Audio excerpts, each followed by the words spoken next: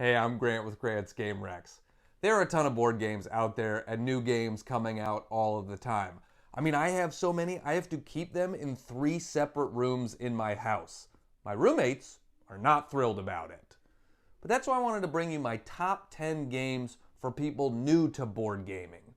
It's like if you showed up to a pool party and you forgot your swimsuit. Well, you can still take your shoes off and put your ankles in the water. That's what this list is. These are 10 great games for you to get your feet wet. I hope you enjoy it. Everybody knows Monopoly, and most people know Monopoly sucks. It takes forever, and it always makes people angry. I swear to God, Mother, if you buy Park Place, I am out of this family! Thankfully, there are other games out there that are all about money and all about stealing money from other people. That's why number 10 on my list is Cover Your Assets. This is a really easy to learn card game that's all about putting down pairs of assets in front of you, like jewels or houses or things like that.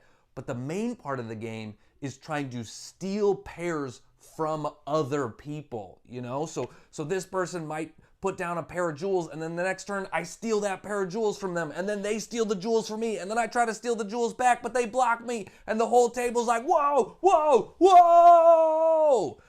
This is a great card game with super big table reactions, and it always creates memorable experiences for everybody. We all know Russian roulette, and I'm betting none of us have actually played it. If you want a game that has the tension of Russian roulette without all of the death, then check out Exploding Kittens. This is a push your luck game where all you are trying to do is avoid picking up an exploding kitten. It's a card-based game just like Cover Your Assets, so it's easy for anybody to learn. There are special cards in the deck that, allow you to skip your turn or force somebody else to pick up 2 cards. But I love the tension in the game. When the deck dwindles down and you have to pick a card and you're not sure if it's going to be an exploding kitten or not, you're reaching for it like, oh no, am I going to die here? I hope it's not an exploding kitten. I really don't want to pick up an exploding... Oh, I'm dead. I exploded. I'm dead. Some of the most popular types of games out there are trivia games. That's why even bars have trivia nights, so you can try to impress somebody and get a girlfriend. But the problem with most trivia games is if you don't know the answer, you're just not involved. You're like, well, I guess I'm sitting this round out because I have no idea what the capital of Indonesia is. So, I'll be hanging out over here for a while until this question's over.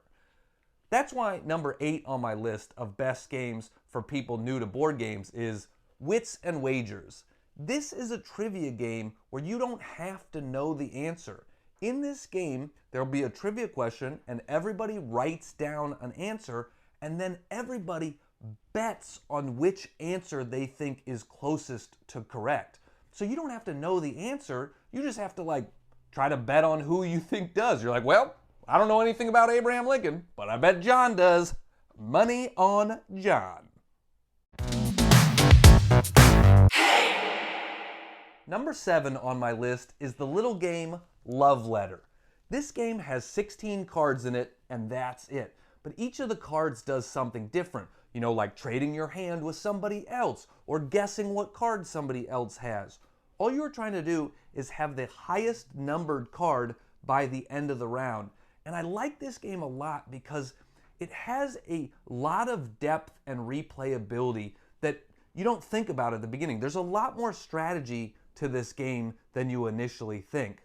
Plus, it's the only game that comes in a little satin red pouch, and that's pretty nice. It's very soft, so if you need a break from the game, you can just be a creep.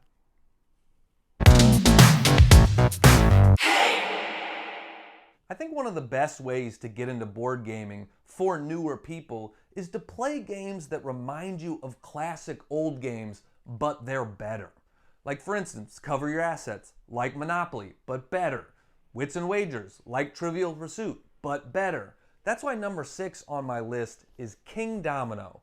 This game is like dominoes, but on nerdy steroids. Instead of connecting a 5 to a 5, you are connecting a mountain to a mountain or a water to a water.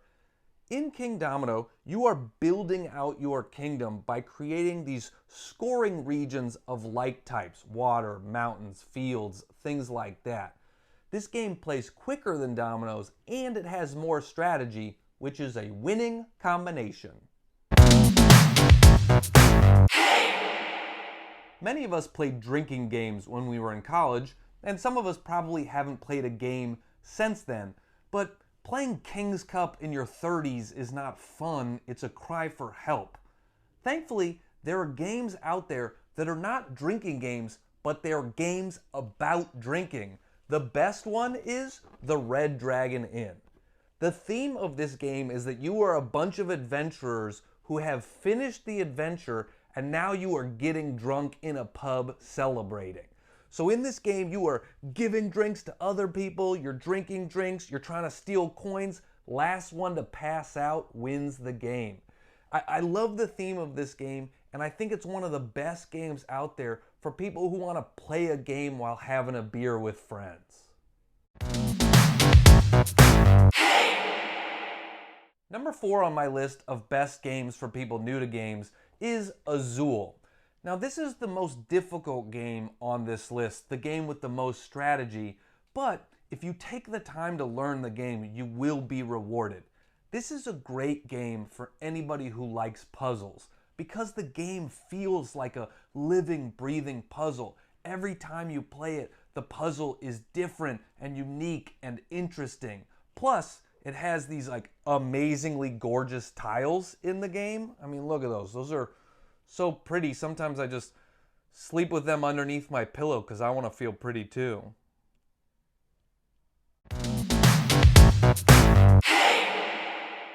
If you like poker or bluffing, then you gotta check out the game Skull. This is the game I probably play the most with my roommates in my house, because they don't like cooperative games. They're like, no kumbaya, we're not all working together to figure something out. I want to manipulate you and I want to beat you. And that's what this game is about. It is so simple and yet so replayable. All you are trying to do is bet on the number of coasters you can flip over and not hit a skull.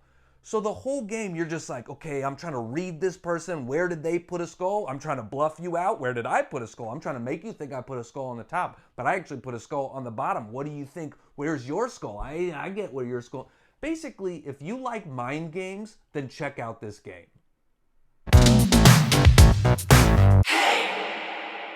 If you like bluffing, but you want to step up in strategy from Skull, my favorite gambling and bluffing game out there is Sheriff of Nottingham. This is the greatest game for highly social people.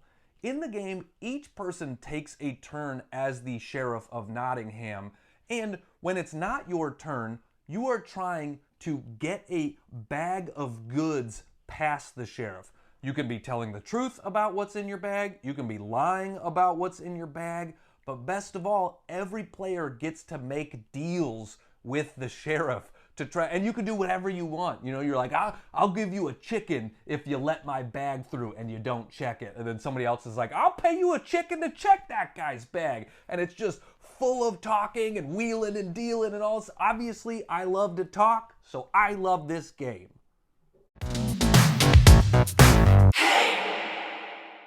And the number 1 game on my list of best games for new gamers is, and probably always will be, Codenames. This is the game that got me into modern gaming, so it has a special place in my heart.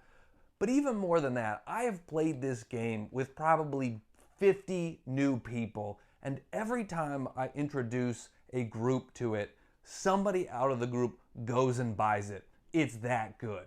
If you like word games, you're gonna love this game. If you don't like word games, you're gonna love this game. If you don't like games, you're gonna love this game. It gets you thinking in different, interesting ways, but it's super social the whole time. So it's a really great mix of different parts of your brain. Thank you so much for being my bestie, Codenames. You will always be with me. And thank you all for watching this video. I hope you get out there and enjoy playing some games. Creep on a chair.